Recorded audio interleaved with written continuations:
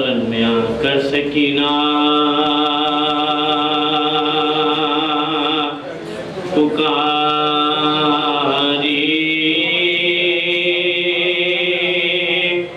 گھر چلو بھائی مہندی لگاؤں،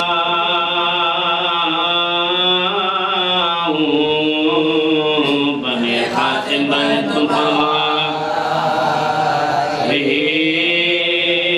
گھر چلو بھائی مہندی لگا، کیسی شادی قیامت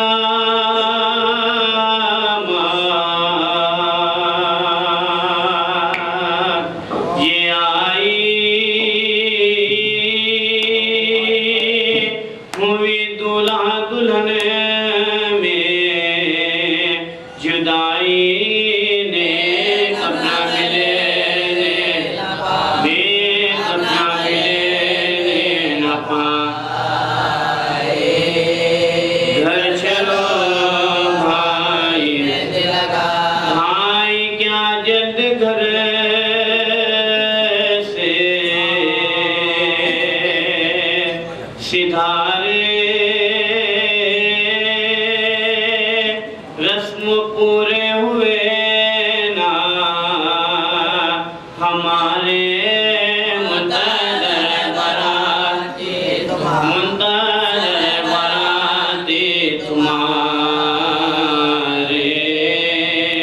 گھر چلو بھائی مہندی لگا، جوڑا شادی کا تن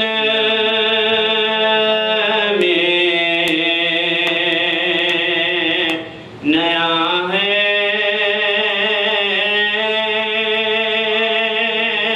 سو زخموں سے پردے ہوا ہے، خون سب دستوں پاں میں لگا، خون سب دستوں پاں میں لگا، بر میں شادی کی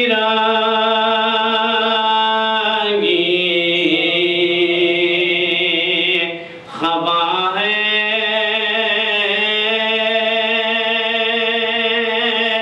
سر پہ پھولوں کا سیرا بندہ ہے، چاند ساملوں میں بھرا، چاند ساملوں میں بھرا ہے، گھر چلو بھائی مہندی لگا،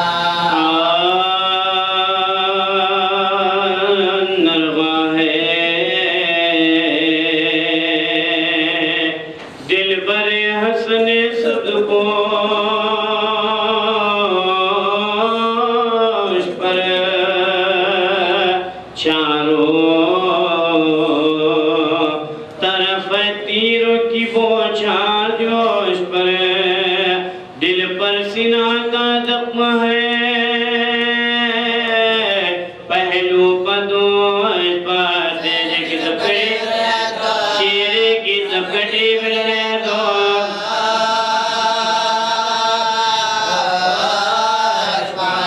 تلوارن میں دولہا کا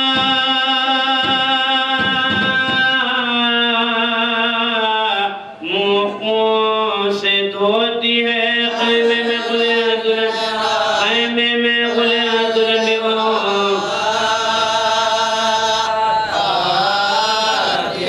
سرے کاٹنے ادھر سے بڑے فوج کے سوار دوڑے، ادھر سے شالم کر کے ذوالفقار تھے، ساتھ تک برو عباس نام دار، دہشت دی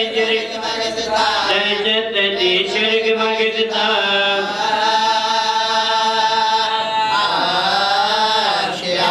مجھے روح نہ تواقع،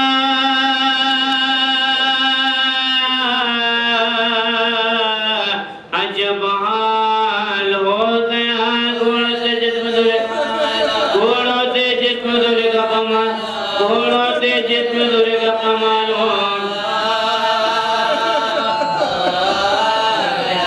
رونے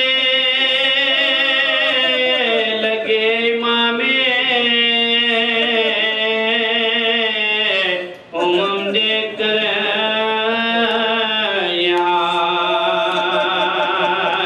لاشاں اٹھا کے لے چلے آخر بسد ملائے ایک دو قدم بڑا تھا رسول خدا کا لال اس کی جوائے مر گئے اس کی جوائے مر گئے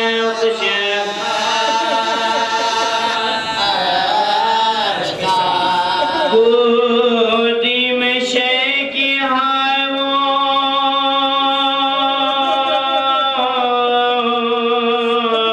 کملا کے رہ گئے بادلوں بھرے بتر کے رہے فضا نے دیکھا شہ کو جو آتے ہوئے ادھر خیمے کے صحن سے یہ پکاری بچاش میں ترے سیدانیوں سے ہوشیار باخبر جوڑی تکائی مدرنا جانا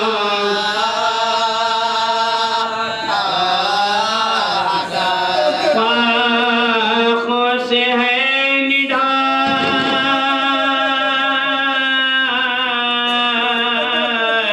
ختم لڑے کھڑاتے ہیں مسجد بچھا دلے کچھ پیلا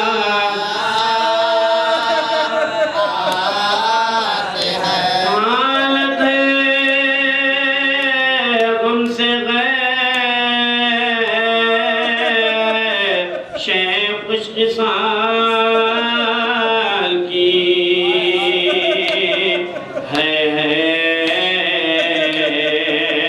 جوانی قاسم یوسف جمال کی پوشاکوں سے سرخ ہے اس نونہال کی آؤ برا دیکھ لو شفر کلا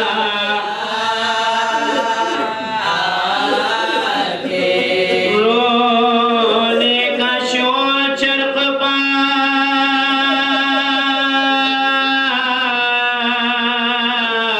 جاتا ہے صاحب دولت دگی گل دولت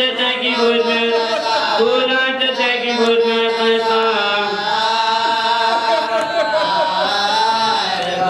دوڑے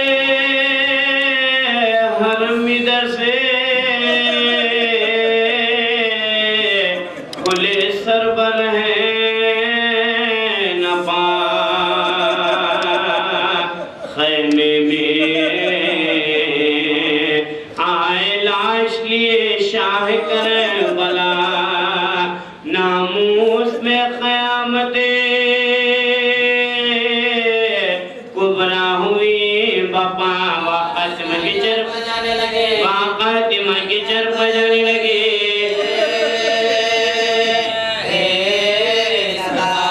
بہنیں قریب آ گئی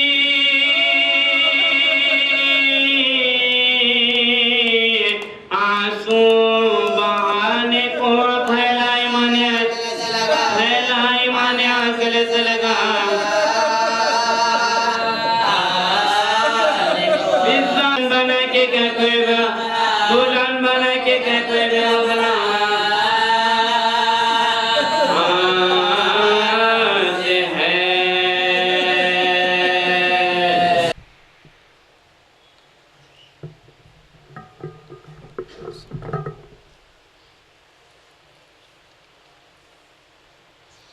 رحم اللہ من قرأ الفاتحہ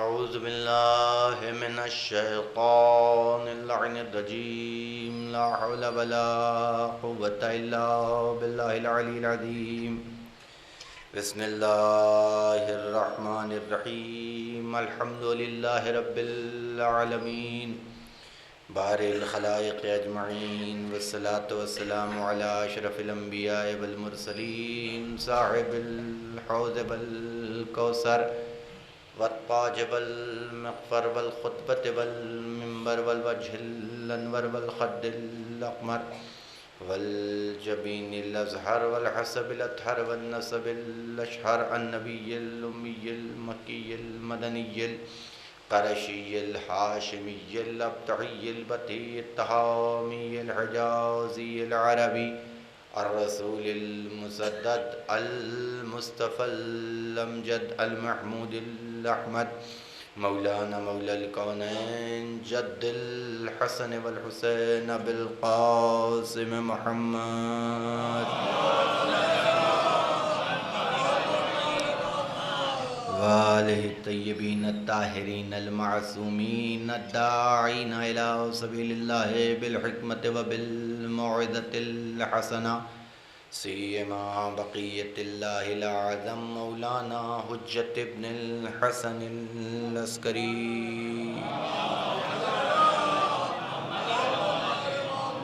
أما بعد فقد قال الله تعالى وتبارك في قرآن المجيد وفرقانه الحميد وقالوا الحق بسم الله الرحمن الرحيم نريد أن نمن على الذين استضعفوا في الأرض ونجعلهم أئمة ونجعلهم الوارثين ایک صلوات پڑھتا ہوں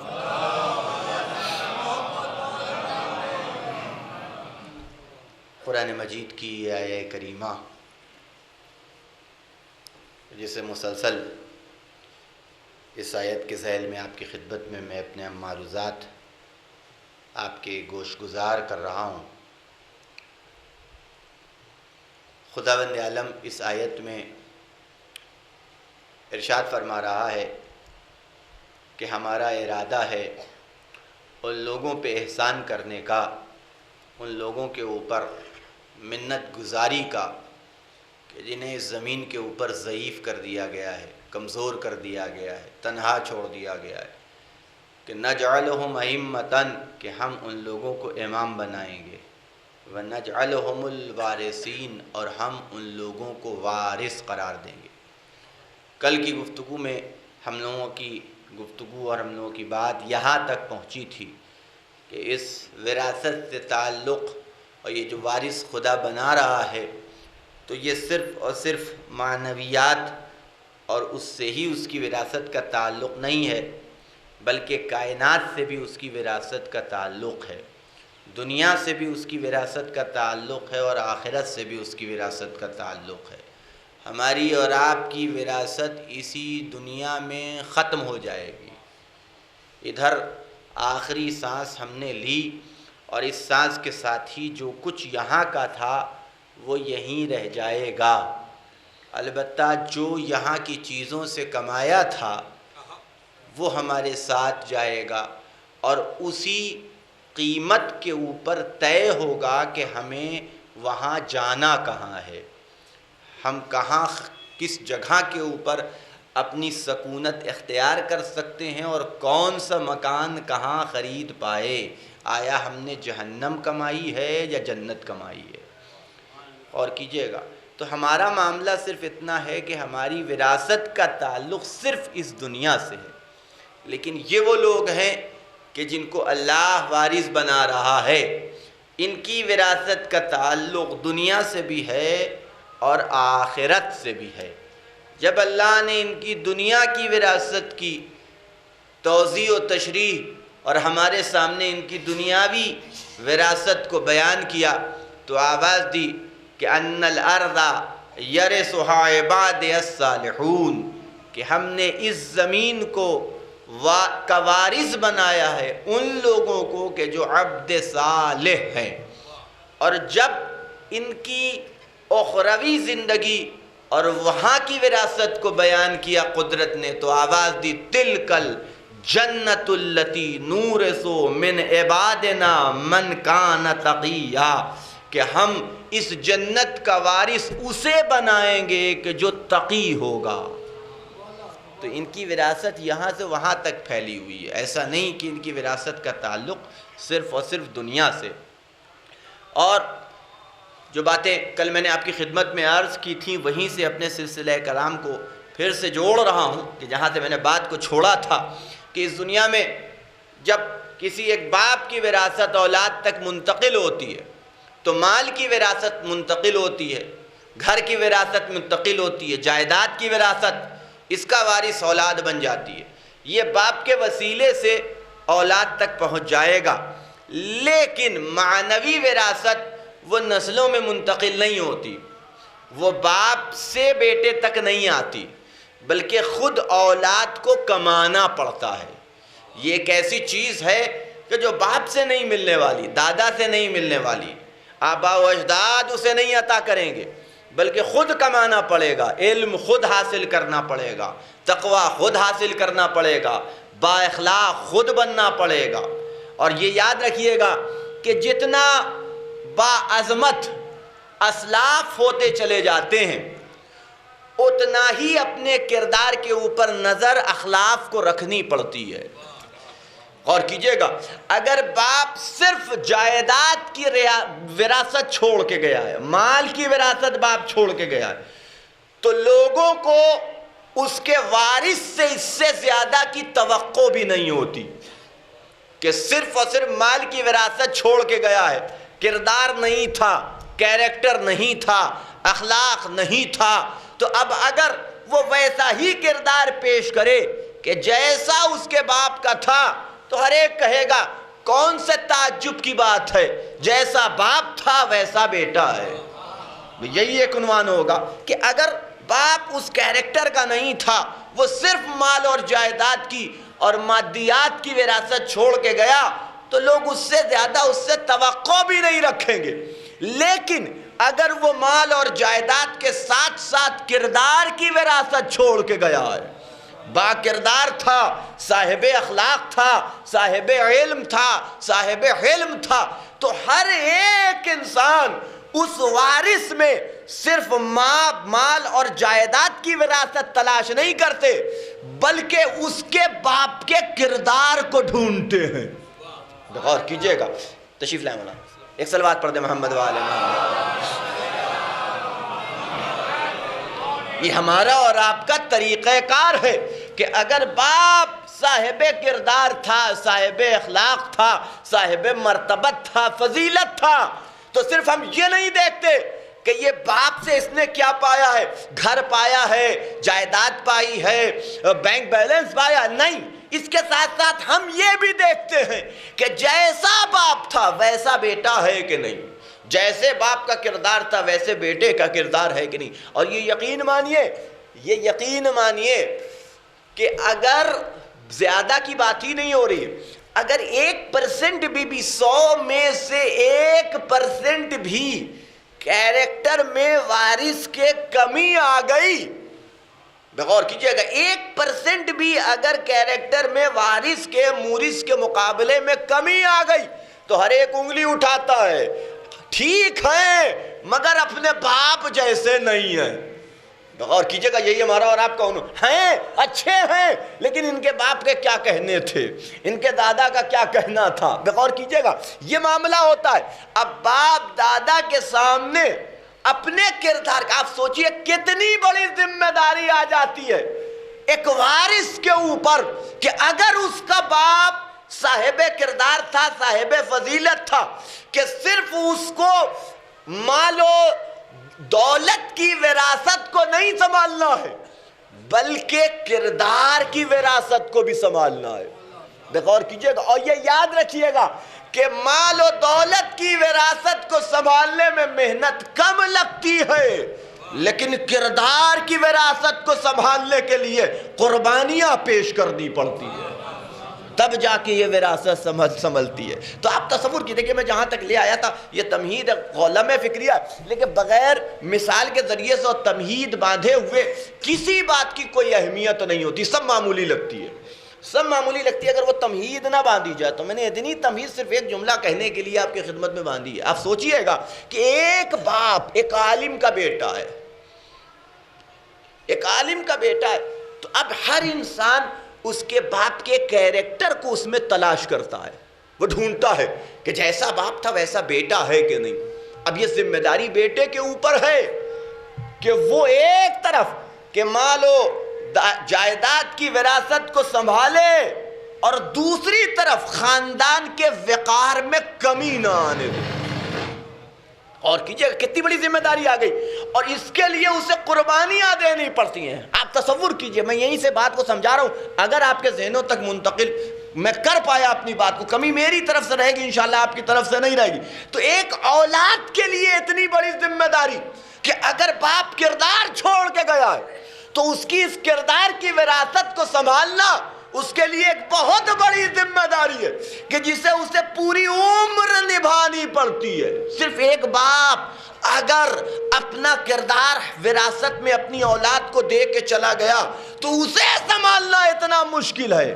اب آپ تصور کیجئے اس کی ذمہ داری کتنی بڑی ہوگی کہ جو صرف اپنے باپ کا ذمہ دار نہیں ہے, اس کے کردار کا ذمہ دار نہیں ہے, بلکہ آدم کے کردار کا بھی ذمہ دار ہے, نوح کے کردار کا بھی ذمہ دار ہے, موسیٰ کے کردار کا بھی ذمہ دار ہے, عیسیٰ کے کردار, جسے دیکھ کے انسان صرف اس کے باپ کے کردار کو نہیں ڈھونڈتا بلکہ آدم کے کردار کو تلاش کرتا ہے, نوح کے کیریکٹر کو تلاش کرتا ہے, ابراہیم و موسیٰ عیسیٰ حد ہے محمد مصطفیٰ کے کردار کو تلاش کرتا ہے. ایک صلوات پڑھ دے محمد و آلہ. سوچئے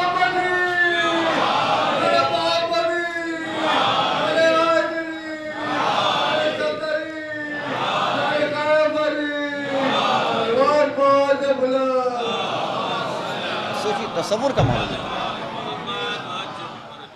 ایک صلوات ان کی صحت و سلامتی کے لیے بھی.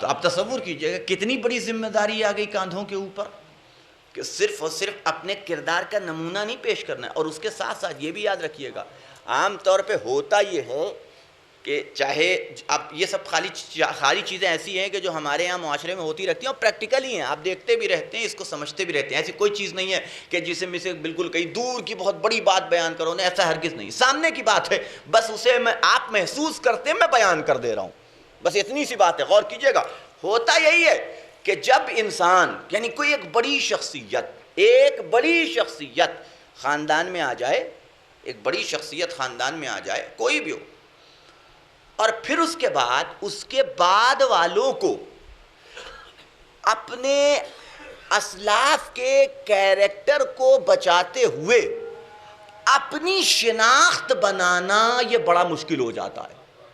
غور کیجئے گا میں کیا عرض کر رہا ہوں. یعنی ان کی موجودگی میں, یعنی ان کے بارے میں ذہن میں سب کے موجود ہے, اور اس کی موجودگی میں اپنے کیریکٹر کو, یعنی صرف یہ نہیں کہ اپنے اسلاف کے کیریکٹر کو ہی پیش کرنا, نہیں, اپنی شناخت بھی بنانی ہے. اور ہوتا یہ ہے کہ انسان جب اپنے اسلاف کے کیریکٹر کو اور کردار کو بچانے کی کوشش کرتا ہے تو وہ تو بچ جاتے ہیں, بغور کیجئے گا, لیکن اس کے ساتھ ساتھ کہنے والا ایک جملہ لگا دیتا ہے, اپنے باپ کی کاپی ہے. توجہ رکھیے گا, اپنے دادا کی کاپی ہے, یہی جملہ آ جاتا ہے بالکل اسی طریقے سے. اس کا مطلب یہ ہے کہ اس نے اپنے آباء و اجداد کے کردار کو تو پیش کر دیا اپنے وجود کے ذریعے سے, اپنے افعال کے ذریعے سے, لیکن اپنی شخصیت کو نہیں بچا پایا. بغور کیجئے گا میں کیا کر رہا ہوں, اپنی شخصیت کو نہیں بچا پایا. اب اس کی کوئی شخصیت نہیں رہ گئی, خود اپنی شخصیت, کوئی اپنا کیریکٹر اور اپنا کردار نہیں رہ گیا.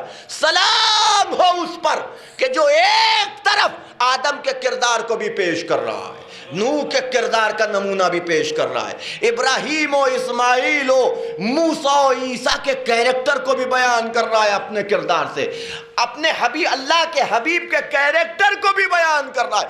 1,00,000 1,24,000 انبیاء کے کردار کو پیش کرنے کے باوجود بھی وہ علی ہے۔ میں توجہ رکھیے گا میں کیا عرض کر رہا ہوں، ایک صلوات پڑھ دے محمد و آل محمد۔ ان کے کردار کو پیش کرنے کے باوجود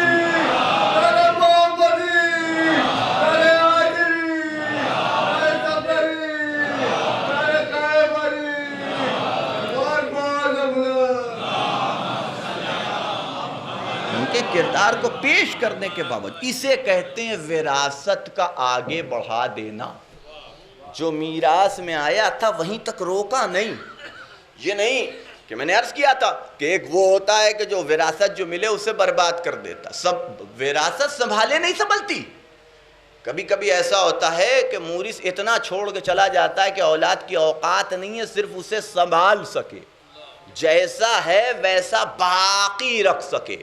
خاندانوں کے حال آپ کی نگاہوں کے سامنے، حیدرآباد میں اس بات کو سمجھانے کی ضرورت نہیں ہے، اور کیجئے گا کہ ان کے لیے سنبھالنا مشکل ہو جاتا ہے، جائے کہ اسے آگے بڑھانا کتنا سخت کام ہے اور کتنا مشکل کام ہے۔ اور یہی کمال ہے کہ صرف وہیں تک اگر بنے تھے انبیاء کے وارث تو صرف وہیں تک کردار رکا نہیں بلکہ اوپر بڑھ گیا، آگے بڑھ گیا، صرف وارث نہیں بلکہ فخر انبیاء قرار پا گئے، فخر انبیاء قرار پا گئے۔ اب جن کے وجود پہ آدم بھی فخر کر رہے ہیں، موسیٰ بھی فخر کر رہے ہیں، عیسیٰ بھی فخر کر رہے ہیں، ابراہیم بھی فخر کر رہے ہیں، اور ذمہ داری کیسی؟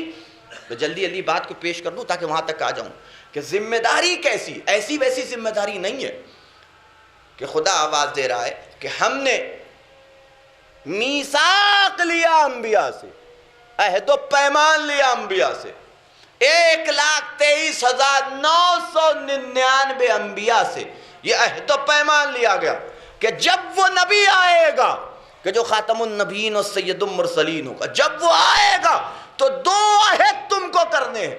پہلا عہد یہ ہے کہ تمہیں اس پہ ایمان لانا ہے، دوسرا عہد یہ کرنا ہے کہ خالی ایمان لا کے بیٹھ نہیں جانا ہے بلکہ اس کی مدد بھی کرنی ہے، اس کی نصرت بھی کرنی ہے۔ غور کیجئے گا یہ 2 عہد و پیمان 1,23,999 انبیاء سے لیے گئے۔ اب ہم نے یہ دیکھا کہ جناب عیسیٰ تک آتے آتے یہ سلسلہ منقطع ہو گیا۔ اب وہ نبی جو آ رہا ہے عیسیٰ کے 2600 سال کے بعد، 500-600 سال کے بعد وہ نبی اس دنیا میں قدم رکھ رہا ہے۔ اب ہمیں نہ کوئی نبی ایمان لاتا ہوا نظر آ رہا ہے، نہ کوئی نبی مدد کرتا ہوا نظر آ رہا ہے۔ اب تاریخ نے ہمیں ایک منظر پیش کیا کہ ایمان کا مرحلہ اس وقت مکمل ہوا کہ جب یہ آخری نبی اس دنیا سے معراج میں تشریف لے گیا، جب وہاں پہنچا 1,23,000 انبیاء موجود ہیں، اللہ نے ایمان کے مرحلے کو سر کر دیا کہ تم سے عہد لیا گیا تھا کہ تمہیں ایمان لانا ہے، لو ایک کام ہم تمہارا ہلکا کیے دیتے ہیں، نبی کو بلا لیتے ہیں ایمان لے آؤ۔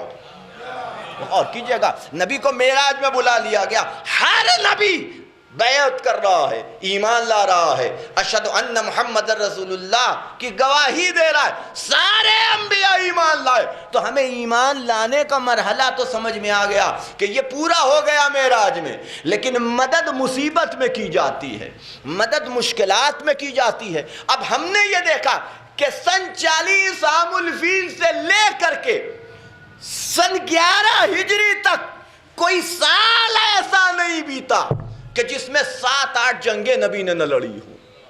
غور کیجئے گا، بلکہ یہ بھی کم کر دیا جائے، 13 سال مکی مدنی کو ہٹا لیا جائے کہ جب تک نبی مکے میں تھے 13 سال، اعلان رسالت کے 13 سال تک جب نبی مکے میں تھے ہمیں کوئی جنگ نظر نہیں آئی۔ ہاں البتہ پتھر پھینکے جاتے رہے، کوڑا پھینکا جاتا رہا، کانٹے بچھائے جاتے رہے، لیکن ہر مصیبت سے نبی آسانی سے گزرتے رہے، مشکلات پڑتی رہیں، پریشانیاں آتی رہیں۔ اب آپ غور کیجئے گا نصرت اور مدد کہاں کی جاتی ہے کہ جب مشکلات و پریشانیاں ہوں، آسائش میں مدد کی ضرورت نہیں پڑتی، سکون و اطمینان کے ماحول میں مدد درکار نہیں ہوتی، پریشانیوں میں مدد کی ضرورت۔ تو اب نبی مکے میں بھی مشکل میں ہے، پریشانیوں میں گھرے ہیں، مصیبتوں میں گھرے ہیں، یہاں تک کہ نبی نے یہ جملہ بھی کہا کہ جتنی مصیبتیں میری امت نے میرے اوپر ڈالی ہیں، اتنی مصیبتیں کسی نبی کی امت نے اس کے اوپر نہیں ڈالی۔ اتنی پریشانیوں کا نبی کو سامنا کرنا پڑا۔ ہم نے یہ دیکھا کہ کوئی نبی نہ آدم مدد کے لیے آ رہے، نہ نوح مدد کے لیے آ رہے، نہ ابراہیم مدد کے لیے آ رہے، نہ موسیٰ مدد کے لیے آ رہے، نہ عیسیٰ مدد کے، کوئی مدد کے لیے، جبکہ عہد کر چکے تھے کہ ہم ایمان بھی لائیں گے اور اس آخری نبی کی مدد بھی کریں گے، ہمیں تو کوئی مدد۔ اب یا تو یہ مان لیا جائے کہ ان انبیاء نے اپنے مدد کے وعدے کو پورا نہیں کیا، یا یہ مانا جائے کہ مکے میں بھی کوئی انبیاء کی طرف سے نبی کی مدد کی ذمہ داری لیے ہوئے تھا، مدینے میں بھی کوئی انبیاء کی طرف سے نبی کی مدد کی ذمہ داری لیے ہوئے تھا، کوئی تھا کہ جو انبیاء کی مدد کا حق ادا کر رہا تھا۔ اب ہم نے تلاش کیا کہ یہ مکے میں کون ہے، تو صرف ایک شخصیت نظر آئی کہ جو ہر مرحلے میں نبی کے سینہ سپر بن کے آپ سامنے آئی، وہ تھی ابو طالب کی ذات۔ غور کیجئے گا، یہ ذات ابو طالب تھی کہ جو ہر مرحلے میں نبی کی سینہ سے پر، ہر پریشانی ہر مصیبت میں نبی کی سینہ سے پر۔ اور جب مکی زندگی 13 سال کی بیتی ہے اور نبی مدینے پہنچے ہیں تو یہ 10 سال کا عرصہ، سن 53 عام الفیل، یا بلکہ کہیے سن 13 بعثت سے لے کر کے سن 11 ہجری تک، اب یہ جو مرحلہ ہے، اب اس میں 83 جنگیں، ایک دو جنگ نہیں، 83 جنگیں نبی کے اوپر تھوپ دی گئی۔ کوئی ایک جنگ ایسی نہیں ہے کہ جس جنگ میں نبی میدان میں خود آئے ہوں۔ حالانکہ اس بات کی کافی شد و مت سے اس کا جسے کہنا چاہیے کہ پرچار کیا جا رہا ہے، لوگوں کے سامنے پیش کیا جائے کہ اسلام تلوار کے زور پہ پھیلا ہے۔ حالانکہ یہ بھی میں نے عرض کیا کہ یہ سب جتنے بھی اعتراضات ہو رہے ہیں، چاہے وہ اہل بیت پہ ہوں، چاہے وہ عزاداری کے اوپر ہوں، ان میں سے کوئی ایک بھی نیا نہیں ہے، سب وہی پرانی ہیں کہ جنہیں ہر سال ریپیٹ کر کر کے بیان کیا۔ یہ اور بات ہے کہ ان کے سوال ہر سال پرانے ہوتے ہیں، ہمارے جوابات ہر سال نئے ہوتے ہیں۔ ایک صلوات پڑھے محمد و آل محمد۔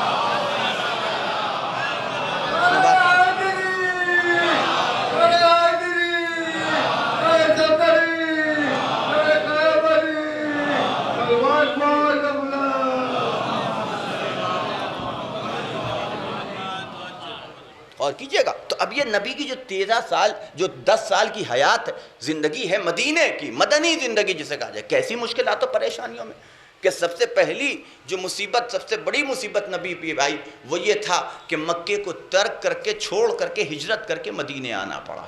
اب نبی پہلی مشکل میں 70 تلواریں جسے کہلیے کھچنے والی ہیں اور نبی کو قتل کرنے کا پلان ہے۔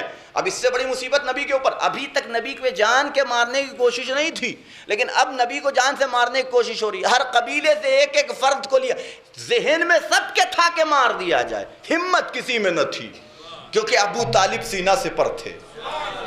غور کیجئے گا، دل میں سب کے تھا، لیکن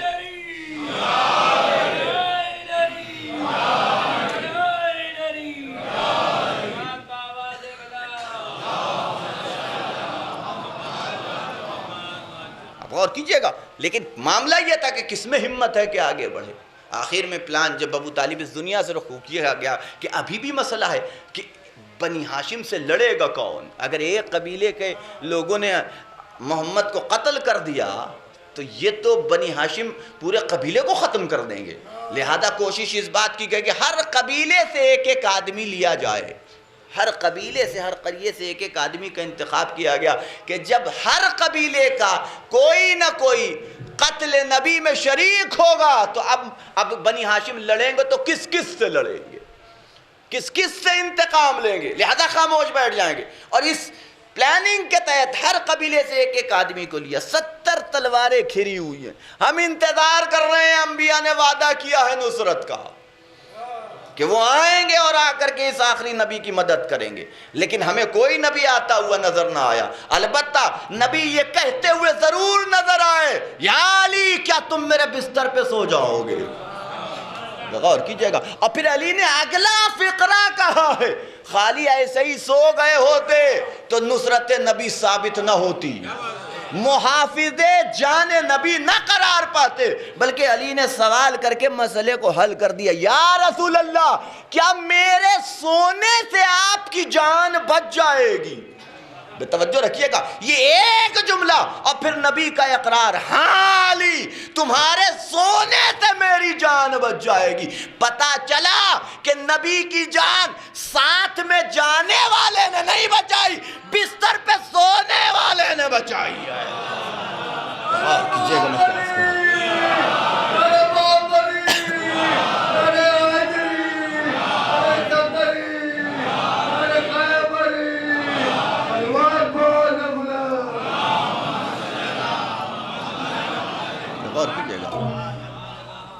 ہمیں کوئی نبی آتا ہوا نظر نہیں آیا۔ مدینے پہنچے اور پہلی جنگ، وہاں معاملہ کیا ہے کہ 300 افراد مقابلے میں 900 سے زیادہ کا لشکر، 3 گنا زیادہ۔ اب یہ لوگ کہتے ہیں کہ اسلام جنگ سے پھیلا، لشکر سے پھیلا، جب یہاں اب کہنے والے اب ویسے اب یوٹیوب کے اوپر سنیے، خالی مسلمان نہیں کہہ رہے ہیں، یہ اور بات ہے کہ مسلمانوں کی کتابوں ہی سے لے کے کہہ رہے ہیں، لیکن کہہ غیر ہی رہے ہیں، غیر بھی کہہ رہے ہیں۔ اب تو اب بنتا ہے کہ اس بات کو بھی بیان کرنا چاہیے، ضرور ہے، تاکہ انفارمیشن پہنچتی رہے۔ آپ تصور کیجئے کہ جب کہنے لگے کہ جب تک مدینے میں نبی تھے کمزور تھے، لہذا انہوں نے جنگ کی کوئی بات نہیں کی، کہ تم اپنا مذہب دیکھو ہم اپنا مذہب دیکھیں گے۔ اور یہاں تک کہا گیا کہ جب تک نبی مکے میں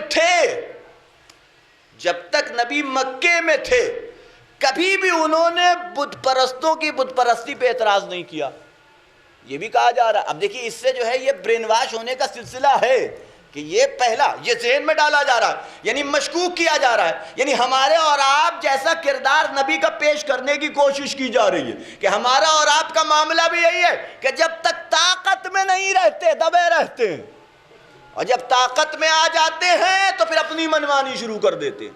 وہی معاملہ نبی کا بھی پیش کرنے کہ جب تک مکے میں تھے نہ جنگ کی بات کر رہے تھے نہ لڑائی کی بات کر رہے تھے، حتیٰ کہ یہ بھی کر کہ ہم تمہارے بتوں کے سامنے سجدہ نہیں کریں گے، البتہ ان کی بت پرستی سے منع بھی نہیں کر رہے تھے۔ اب ان جاہلوں کو کون بتائے کہ نبی نے جب اعلان رسالت کیا ہے تو پہلا جملہ ہی نبی کا تھا، قولوا لا الہ الا اللہ۔ غور کیجئے گا، اب یہ لا الہ الا اللہ کا فقرہ نہیں ہے، پہلے بت پرستی کا انکار ہے پھر وحدانیت کا اقرار ہے۔ غور کیجئے گا، میں اس کا یعنی پہلے فقرے سے ہی، یعنی اللہ کی توحید کا اعلان کرنے سے پہلے نبی نے بت پرستی سے انکار کر دیا کہ لا الہ کوئی معبود نہیں ہے۔ اب اس سے بڑی دلیل اور کون سی ہو سکتی ہے کہ نبی نے پہلا جملہ شروع ہی کیا ہے بت پرستی سے انکار کا، الا اللہ، سوائے اللہ کے، بعد میں اقرار توحید۔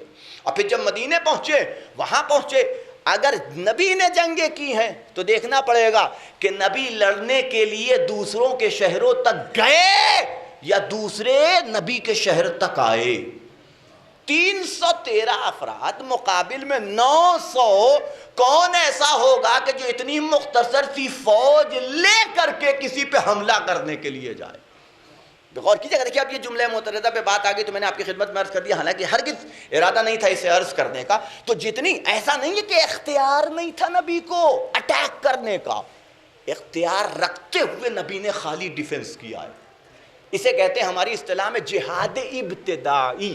2 طرح کا جہاد ہوتا ہے، ایک جہاد دفاعی، ایک جہاد ابتدائی۔ جہاد دفاعی جسے آپ ڈیفنس کہتے ہیں، جہاد ابتدائی یعنی اختیار، یہ پاور اللہ نے نبی کو دیا تھا کہ وہ چاہے تو امن کی کنڈیشن میں بھی کسی پہ حملہ کر سکتے ہیں، یہ پاور اللہ نے دیا تھا۔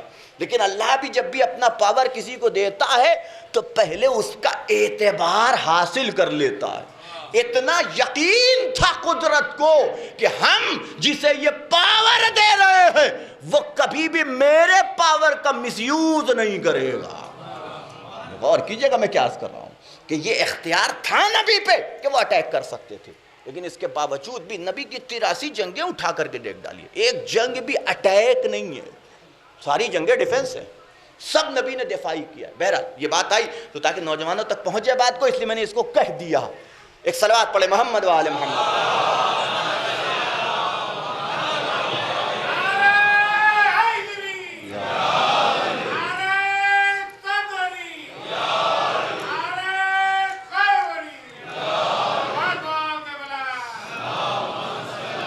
اختیار رکھتا تھا نبی. میں بات کی طرف واپس آؤں تو یہ 83 جنگیں شروع ہوا مرحلہ کہاں سے؟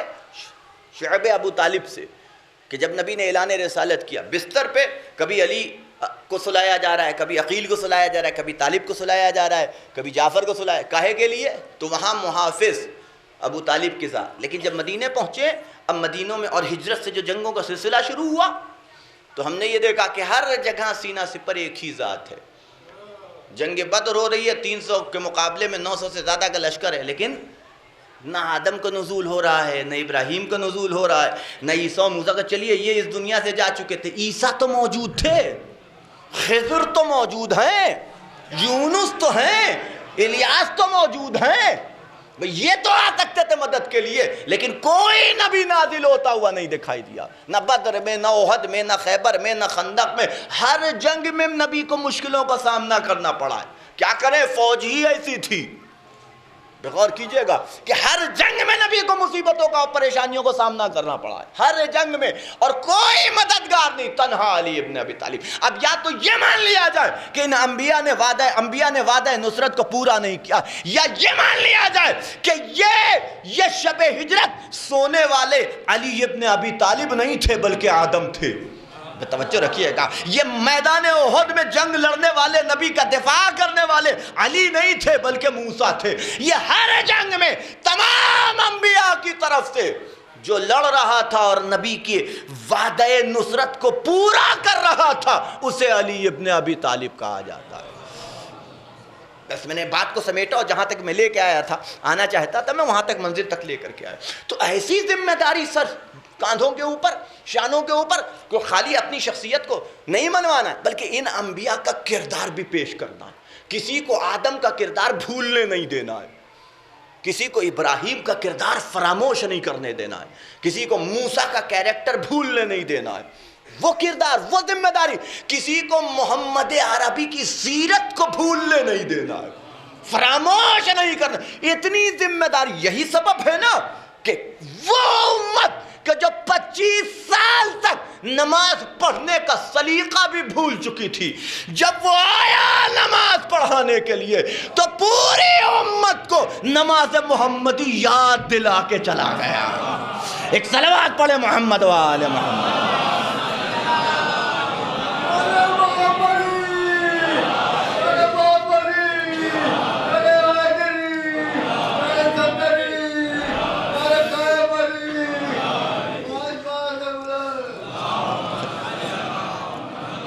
تصور کیجئے گا کہ وہ مصلی پہ آیا تو محمد کی سیرت یاد آ گئی. لباس پہن لے، سر پہ امامہ پہن لے تو امامہ پہننے کا طریقہ یاد آ جائے، دوش پہ ردا ڈال لے تو ایسے محمد اوڑھتے تھے.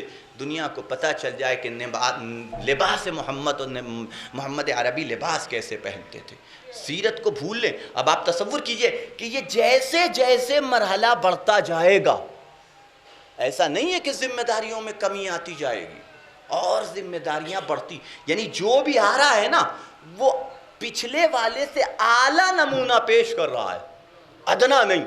تو اب اس کے بعد آنے والے کی ذمہ داری کتنی بڑھتی چلی جاتی ہے. آپ غور کیجئے، لمحہ فکریہ ہے کہ ذمہ داری اس لیے بڑھ رہی ہے کہ علی انبیاء کے ذمہ دار، علی محمد عربی کے ذمہ دار. بس یہاں تک آ کے ذمہ داری مولا کائنات کی رک گئی. اب انبیاء کے کردار کو پیش کرنا ہے علی کو، 1,24,000 انبیاء کے کردار کو علی کو پیش کرنا ہے.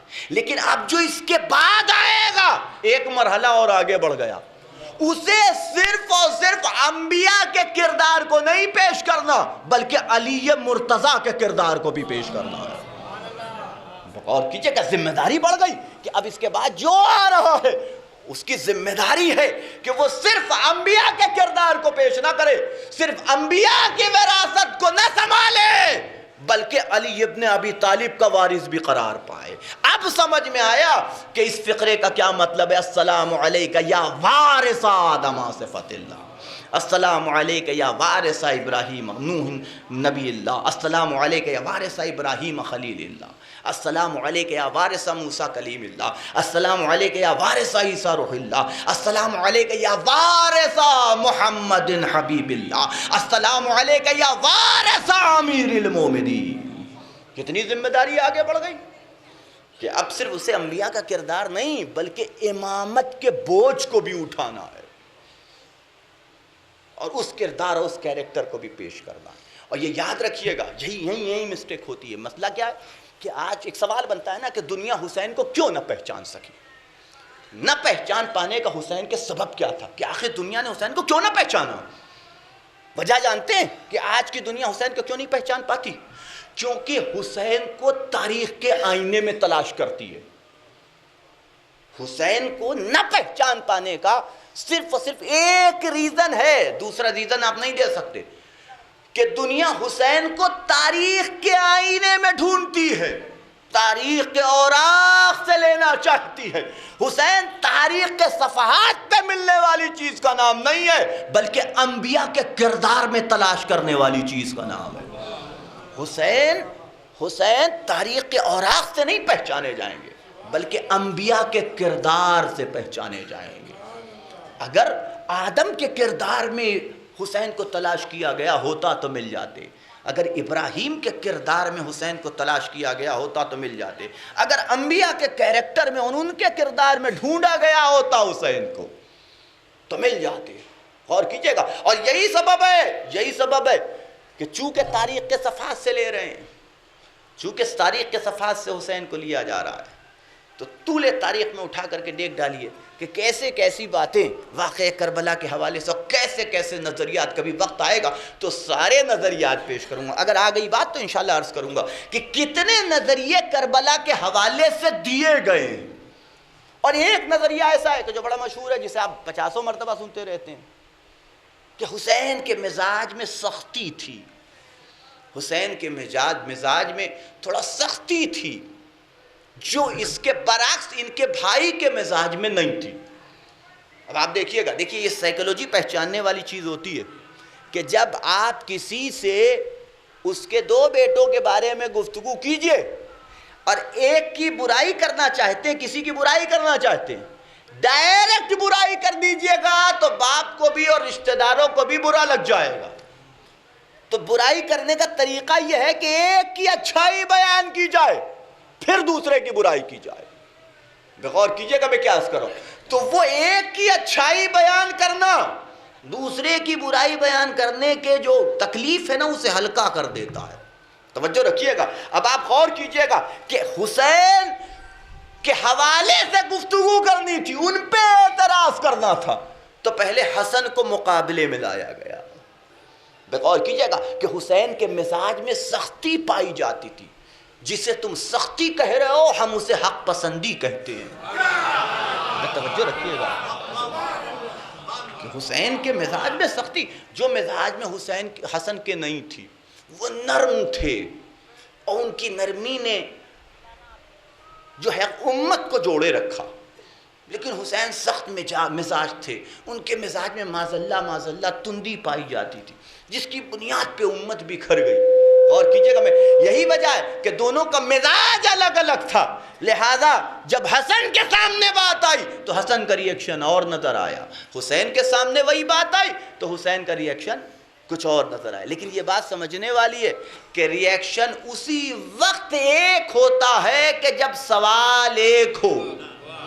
توجہ رکھیے گا میں کیا عرض کر رہا ہوں، ری ایکشن اسی وقت ایک ہوگا کہ جب سوال بھی ایک کیا جائے، جب سوال الگ الگ کر دیا جائے تو اس کی امید نہیں رکھی جا سکتی کہ ری ایکشن بھی ایک ہو۔ تو ہمیں یہ دیکھنا پڑے گا کہ حسن و حسین سے ایک سوال کیا گیا یا الگ الگ سوال کیے گئے۔ تو جب ہم نے یہ دیکھا تو ہمیں پتا چلا کہ نہیں، حسن سے الگ سوال کیا گیا تھا، حسین سے الگ سوال کیا گیا تھا۔ تو جب سوال الگ الگ تھا تو جواب کیسے ایک ہو سکتا ہے، ری ایکشن کیسے ایک ہو سکتا ہے؟ حسن سے حکومت مانگی گئی تھی، حسین سے بیعت کا سوال کیا گیا۔ اور کیجئے گا میں کیا عرض کر رہا ہوں کہ حسن سے حکومت مانگی گئی، حسین سے بیعت کا سوال کیا گیا، دونوں کا سوال الگ الگ، تو جب سوال الگ الگ تو جواب کیسے الگ ایک ہو سکتا ہے؟ جب سوال الگ الگ تھا تو جواب بھی الگ ہی الگ ملا۔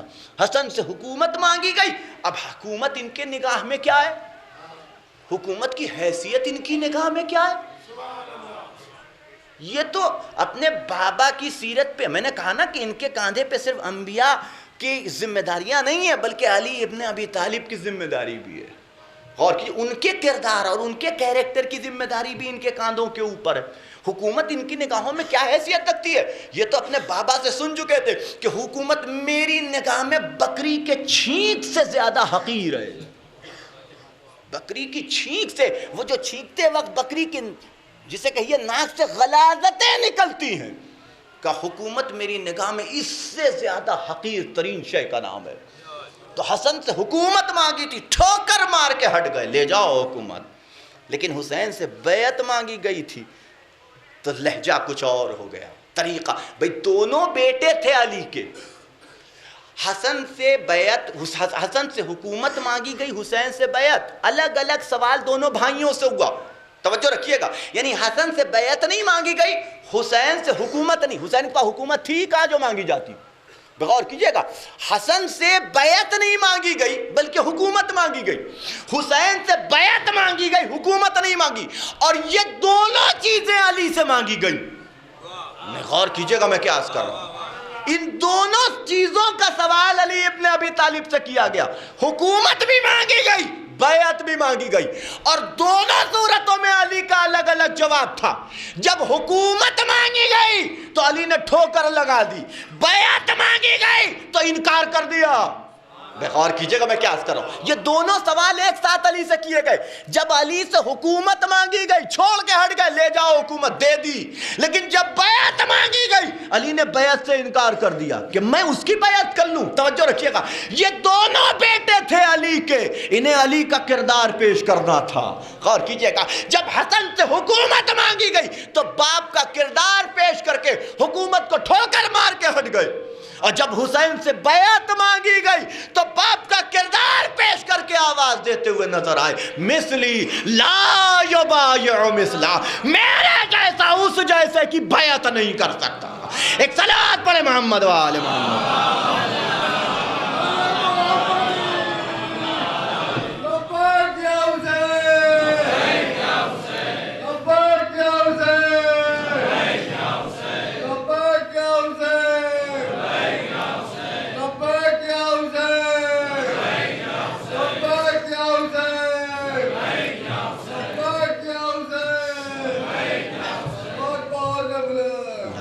صلی اللہ محمد و آل محمد۔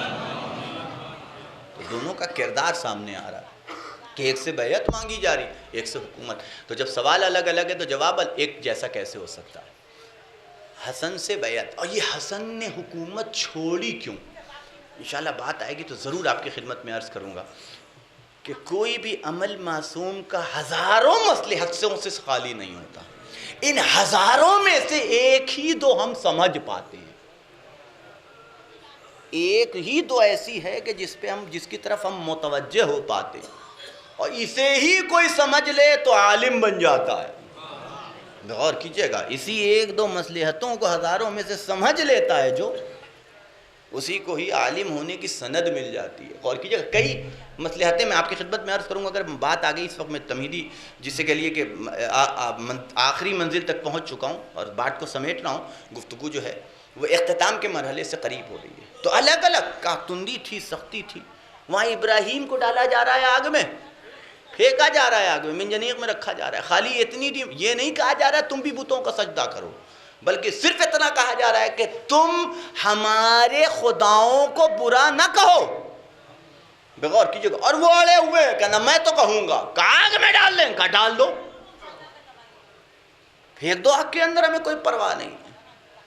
غور کیجئے گا، تو آپ تصور کیجئے کہ ابراہیم کو ڈالا جا رہا ہے، یا ابراہیم یا خلیل اللہ باز آ جائیے، خاموش ہو جائیے، خواہی اللہ اللہ کیجئے، کہے کے لیے دوسروں خداؤں سے بیزاری کا اظہار کر رہے ہیں۔ آپ کو بھی معذاللہ عجب ضد ہو گئی ہے. اب کہے کوئی کہ ابراہیم کو بھی ضد ہو گئی، نہیں، اس سے بات آگے بڑھا دیجئے، اس سے بات آگے بڑھا دیجئے. ادھر سن 40 عام الفیل اور نبی کہہ رہے قولوا لا الہ الا اللہ، کہو لا الہ الا اللہ فلاح پا جاؤ گے. خالی یہ نہیں کہ اپنے خدا کی تبلیغ کر رہے ہیں، بلکہ دوسروں کے خداؤں سے بیزاری کا اظہار بھی کر رہے ہیں، انہیں روک بھی رہے ہیں کہ بھئی ان کے سامنے سر جھکاؤ، اس کے سامنے سر جھکاؤ کہ جس نے تم کو بنایا ہے. اس کے سامنے کیوں سر جھکا رہے ہو کہ جس کو تم نے خود بنایا ہے، اپنے ہاتھوں سے بنایا، اس کو کیوں جھکا رہے؟ اس کے سامنے کیوں سر تسلیم کر اس کے سامنے خم کرو کہ جس نے تم کو بنایا ہے، تم کو خلق کیا. نبی بار بار کہہ رہے ہیں اور آنے والے آئے ان کو اعتراض. اب دیکھیے سمجھنے والی بات ہے، کفار و مشرکین کو اعتراض اللہ کے خدا ہونے پہ نہیں تھا، ان کو اعتراض اس بات پہ نہیں تھا کہ وہ اللہ کی تبلیغ کر رہے ہیں، ان کو اعتراض تھا کہ یہ ہمارے خداؤں کو برا کیوں کہہ رہے ہیں. سمجھنے والی بات ہے، ان کو اعتراض اس بات پہ نہیں تھا کہ وہ اپنے اللہ کی تبلیغ کر رہے ہیں، بلکہ اعتراض اس پہ تھا کہ یہ ہمارے خداؤں کو برا کیوں کہہ رہے ہیں. اور اسی لیے آئے تھے کہ چلو ٹھیک ہے ہم کمپرومائز کر لیتے ہیں. کیا کمپرومائز کر لیتے ہیں؟ کہ تم 365 ہمارے مان لو، ہم ایک تمہارا مان لیتے ہیں. جیسے 365 ویسے 366. غور کیجئے گا میں کیا سال میں ایک دن بڑھا دیتے کیا جاتا ہے؟ غور کیجئے گا میں کیا عرض کر رہا ہوں. تو ان کا اعتراض اس پہ نہیں تھا کہ وہ اللہ کی تبلیغ کر رہے ہیں، اس کی وحدانیت کا اعلان کر. اعتراض یہ تھا کہ یہ ہمارے خداؤں کو برا کیوں کہہ رہے ہیں. بعد آ جاؤ کمپرومائز کر لو، ہم تمہارے ایک کو مان لیتے، تم ہمارے 365 کو مان لو. کہا نہیں، بس میرا ایک. توجہ رکھیے گا، بس میرا ایک. آئے ابو طالب کے پاس کہ کہیے ان سے کہ جو کہیں دینے کو تیار ہیں، پیسہ دے دیں گے، لتا دے دیں گے، جس خوبصورت اور حسین ترین لڑکی سے شادی کرنا چاہیں شادی کروائیں. یہ 2 ہی 3 چیزیں بہکاتی ہیں. غور کیجئے گا، یہی ساری دنیا کا اٹریکشن اسی میں، بس اس کے علاوہ کوئی اٹریکشن ہے ہی نہیں دنیا میں. یہ 2 چیزیں ہٹا لی جائیں نا، خدا کی قسم سارے ہل اسٹیشن بھی سونے ہو جائیں گے، کوئی جانا پسند نہیں کرے گا. قسم خدا کہہ رہا ہوں، یہ جتنی خوبصورتی ہے ختم ہو جائے گی اس دنیا کی. یہ 2 چیزوں کو اگر اٹھا لیا جائے، اللہ میاں اٹھا لیں، وہ کام ختم. مسجدیں بھر جائیں گی، چیلنج کر رہا ہوں میں. غور کیجئے گا.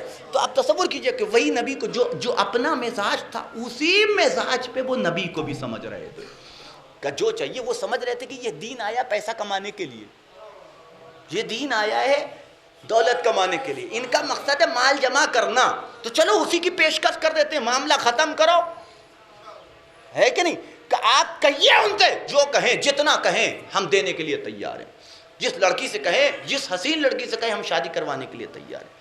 اور نبی نے ایک جملہ آگے بڑھ کر ان سے کہیے یہ مال و دولت کیا، ان سے کہیے ایک ہاتھ پہ چاند رکھ دو، ایک ہاتھ پہ سورج رکھ دو، تب بھی میں دین خدا کی تبلیغ سے باز آنے والا نہیں.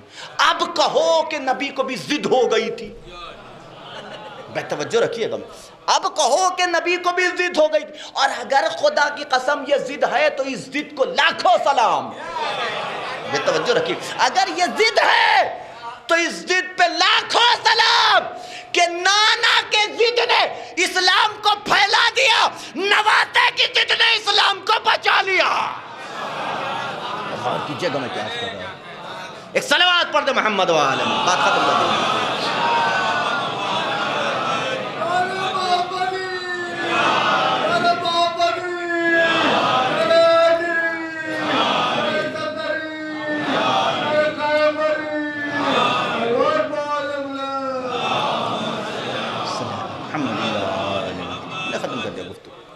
تصور کیجئے گا کہ یہ ساری باتیں کہی جا رہی. کتنی ذمہ داریاں لے کے حسین کربلا کے میدان میں آئے تھے، کتنی بڑی بڑی ذمہ داریاں لے کے پہنچے کربلا میں. اور ادھر لاکھوں کا لشکر.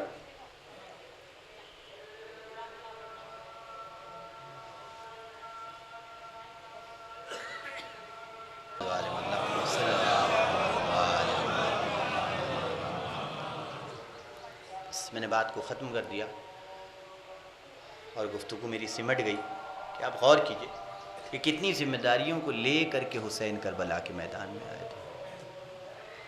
اور صرف یہ آپ غور کیجئے گا، دیکھیے مزاج پہچانیے، اہل بیت کا مزاج.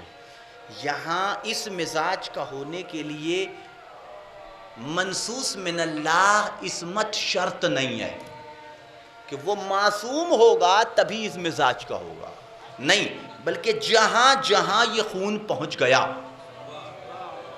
وہاں حق و باطل کے معاملے میں کوئی کمپرومائز نہیں ملے گا، وہاں حق پرستی ملے گی. تاریخ گواہ اس کے حوالے سے دو منظر ہمارے سامنے تاریخ کے حوالے سے ہیں کہ جسے بیان کیا ہے، مقاتل نے بیان کیا، لکھا، علماء نے بھی اسے بڑی شد و مت کے ساتھ پڑھا ہے.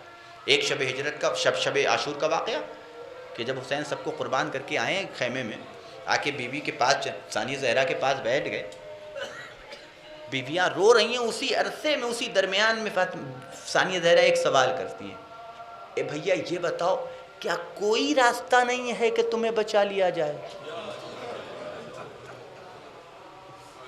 اور امام جواب دیتے ہیں، بہن میرے بچانے سے ہوگا کیا؟ کیا میرا علی اکبر واپس آ جائے گا؟ کیا میرا قاسم واپس آ جائے گا؟ کیا میرا برابر کا بھائی عباس زندہ ہو جائے گا؟ کیا رباب کی گودی پھر سے بھر جائے گی؟ کہا کوئی واپس نہیں آئے گا. لیکن بھیا اگر تم بچ گئے تو میں سمجھوں گی ساری کائنات باقی ہے، ساری کائنات باقی ہے. حسین نے گردن جھکائی اور صرف ایک فقرہ کہا کہ بہن بس ایک ہی راستہ ہے کہ میں بچ جاؤں، صرف ایک راستہ ہے کہ حسین بچ جائے. زینب کھڑی ہو گئی، جلد بتاؤ کون سا راستہ ہے کہ تمہیں بچا لے. کہا بہن اگر تم کہو تو میں یزید کی بیعت کروں. بی بی تڑپ گئی، بھیا تم میرا امتحان لے رہے ہو، جاؤ خدا حافظ و ناصر، اب بہن تم کو نہیں روکے. یہ جذبہ ہے، یہ کردار ہے. یہی کردار 4 سال کی بچی سکینہ کا بھی ہے. یزید کے دربار میں کھڑے ہو کر کے جب یزید کہتا ہے تمہارا بابا اسی دربار میں موجود ہے، قید گلے میں رضوان ظلم، قید ہیں رضوان ظلم، قیدی بن کے لائے گئے. ایک حکم گردن سر سے الگ کر، بدن سے الگ کر دی جائے گی، کاٹ دی جائے گی. لیکن وہیں شمر کا یزید کہہ رہا ہے تمہارے بابا اسی دربار میں موجود ہے. اور 4 سال کی بچی یزید جیسے بادشاہ ظالم و جابر و سفاک نگاہوں میں نگاہیں ڈال کے کہتی یزید تو جھوٹ بولتا ہے کہ میرا بابا دربار میں ہو اور تیری مجال کے ہمیں قید کر کے لے آئے. یہ 4 سال کی بچی کا کہہ. بات کو ختم کر رہا ہوں بس ربط مصائب کے عنوان سے کہ یہ باتیں بھی تھوڑا سا ذہن میں پہنچنی چاہیے کہ صرف حسینی نہیں کہ یہ انتخاب حسین ہے. کیوں لائے تھے سمجھ میں آ رہا ہے کہ صرف مرد ہی نہیں اس جذبے کے حامل تھے کہ جو حسینی جذبہ ہے، نہیں، ان بیویوں میں بھی وہ جذبے تھے کہ جسے جذبہ حسینی کہا جاتا ہے، جسے جذبہ شہادت کہا جاتا ہے. ہاں عزیزو، 7 محرم آ گئی،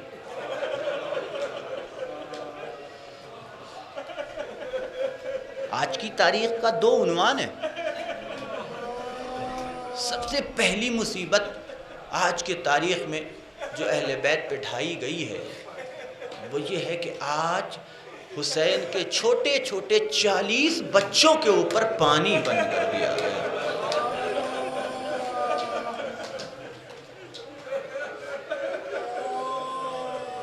اب یہ چھوٹے چھوٹے بچے ہاتھوں میں خالی کوزہ لیے ہوئے العطش العطش کی صدائیں بلند. میں اس بات کو اکثر عرض کرتا ہوں، یہاں پہ بھی بیان کر چکا ہوں، لیکن کبھی سوچئے اس بات کے اوپر، کچھ چیزیں اپنے اوپر رکھ کے سوچی جائیں تو سمجھ میں آتی ہے بات. کوئی بڑا اگر گر جائے، چوٹ لگ جائے، بھوکا ہو، پیاسا ہو،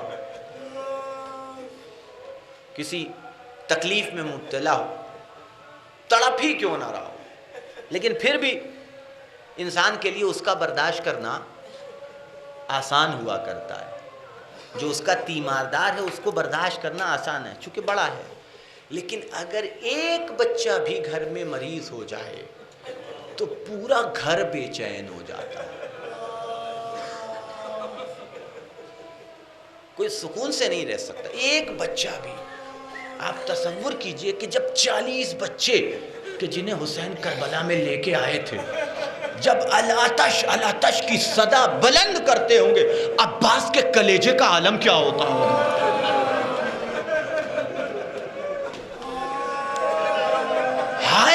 ہائے پیاس کی جب آواز بلند ہوتی ہے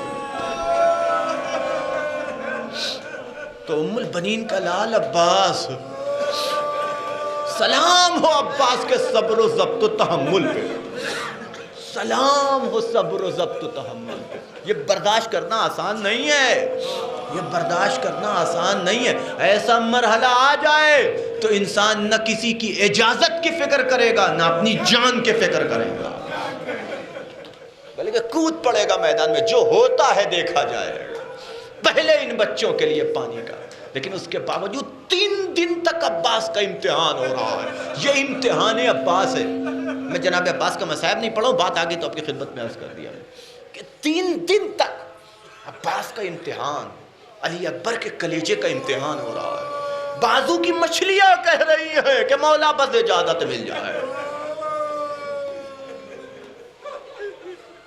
لیکن امتحان شہداء ہے، یہ جانثار حسین کے ان کا امتحان ہو رہا ہے کہ بچے الاتش الاتش کی صدا بلند کرنے، لیکن پھر بھی انہیں صبر کرنا ہے، نہ کان بند کر سکتے نہ اپنی آنکھوں کو پھوڑ سکتے ہیں، دیکھتے بھی رہنا ہے، سنتے بھی رہنا ہے، ان آوازوں کو کان میں پڑھتے بھی رہنا ہے، ان بچوں کو تڑپتے ہوئے دیکھتے بھی رہنا ہے۔ یہ ہے امتحان، یہ ہے امتحان۔ اپنی جان دینا ان کے لیے بڑا آسان تھا، مصیبتیں ان کے اوپر، یہ شہداء کے اوپر عاشور کو نہیں پڑی، بلکہ یہ 7 محرم سے لے کر کے عاشور تک کی جو مصیبتیں تھیں، یہ ان شہداء کے لیے مصیبت ہے کہ 3 دن تک انہوں نے برداشت کیسے کیا۔ یہ ایک لمحہ فکریہ ہے کہ 3 دن تک انہوں نے برداشت کیسے کیا، اور جتنا یعنی عباس و علی اکبر کی ذمہ داریاں تو اور زیادہ تھیں کہ انہیں صرف اور صرف ان بچوں کی مصیبتوں کو نہیں دیکھنا ہے، بلکہ ابھی اون و محمد گھوڑے سے گریں گے،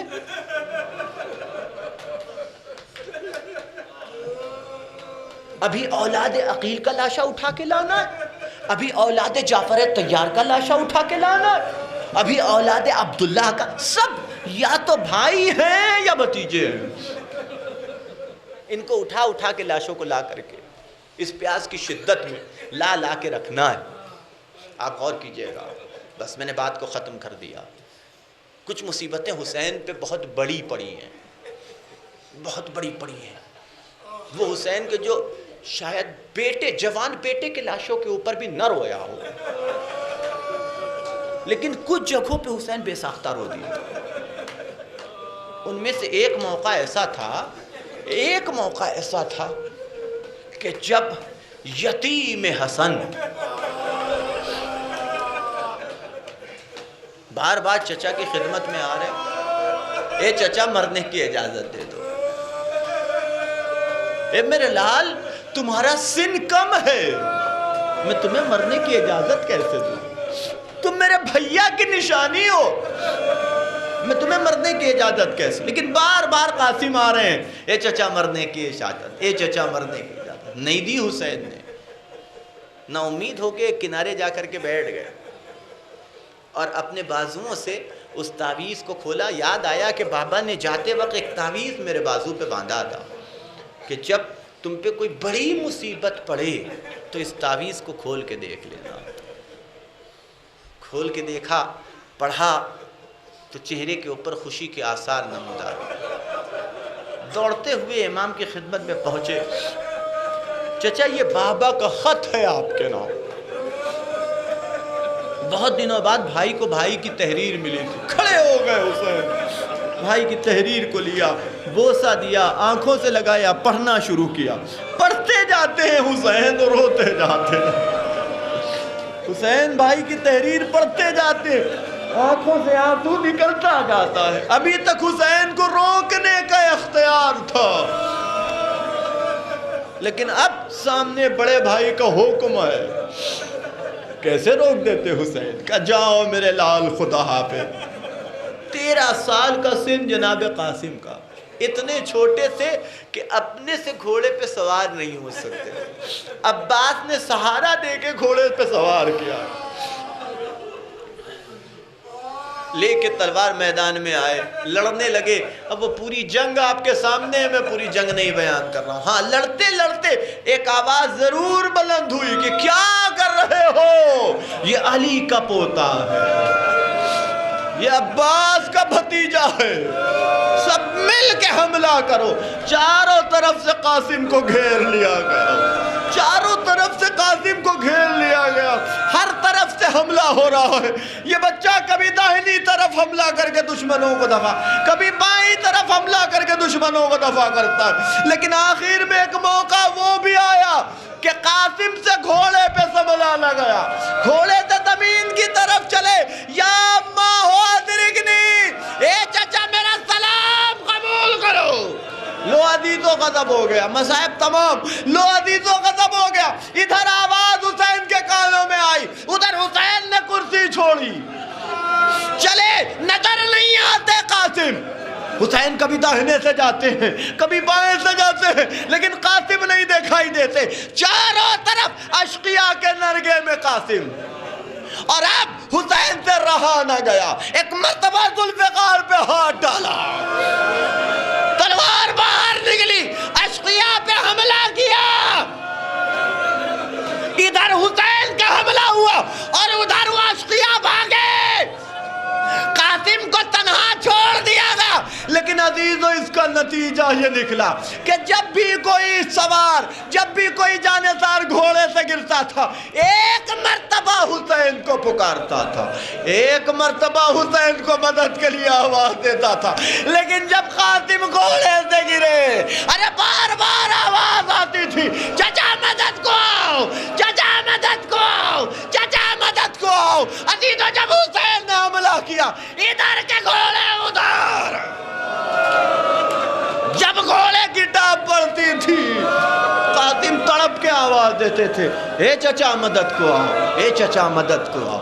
بس عزیزو میں نے مصائب تمام کر دیا، آخری منظر اور آپ کی زحمت تمام، آخری منظر اور آپ کی زحمت تمام۔ حسین لاش پہ پہنچے، ٹکڑے ٹکڑے لاشا، ٹکڑے ٹکڑے لاشا، ہر ایک کے لاش کو حسین اپنے ہاتھوں پہ اٹھا کے لیا، لیکن اس لاشے کو ہاتھوں پہ کیسے اٹھائے؟ اس لاش کو حسین اپنے ہاتھوں پہ کیسے اٹھائے؟ یہ ٹکڑے ٹکڑے لاشا ابا بچھائی حسین نے اپنی،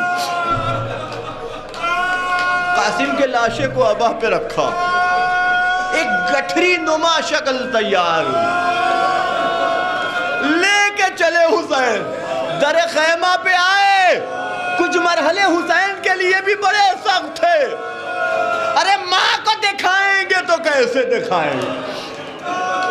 علی اکبر کی لاش کو لے کے آیا، آواز دی ام لیلا، علی اصغر کو لے کر کے آیا، رباب کو آواز دی، لیکن جب قاسم کی لاش کو لے کے پہنچے ہیں تو ام فروا کو نہیں پکارا، بلکہ آواز دی بہن زینب، اور آگے اپنے قاسم کو لے جاؤ۔ لیکن زینب سے پہلے ایک ماں سامنے آ گئی، اے میرے مولا آقا ذرا میرے لال کی صورت تو دکھائیے، میں اپنے لال کی صورت دیکھنا چاہتی ہوں۔ حسین نے گٹری آگے کر دی، اب جو گٹری کھولی گئی، اب ماں کا کردار دیکھو، ام فروا نے کریا نہیں کیا بلکہ عورتوں سے کہا، عورتوں مجھے مبارکباد دو، اللہ نے میری قربانی ارے سب سے زیادہ قبول کر لی۔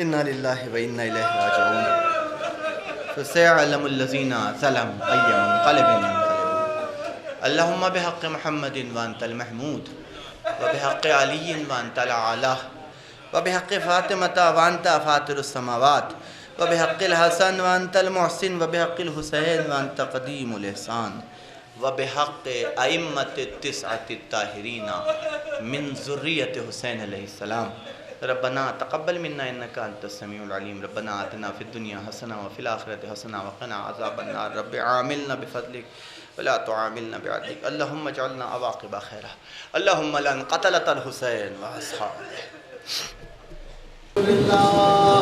السلام عليك يا أمير المؤمنين وابن سيد المسلمين السلام عليك يا ابن فاطمة الزهراء سيدة نساء العالمين السلام عليك يا أبو الفضل العباس يا ابن أمير المؤمنين السلام عليكم يا شهداء كربلاء جميعا ورحمة الله وبركاته السلام عليك يا غريب الغرباء السلام عليك يا معين الضعفاء الفقراء السلطان ابو الحسن علي بن موسى يرضى ورحمة الله وبركاته السلام عليك يا صاحب العصر والزمان الأمان الأمان الأمان السلام عليك يا شريك القرآن خليفة الرحمن إمام الإنس والجان أجل الله تعالى فرج وسهل الله تعالى مخرج وظهور ورحمة الله وبركاته اللهم صل على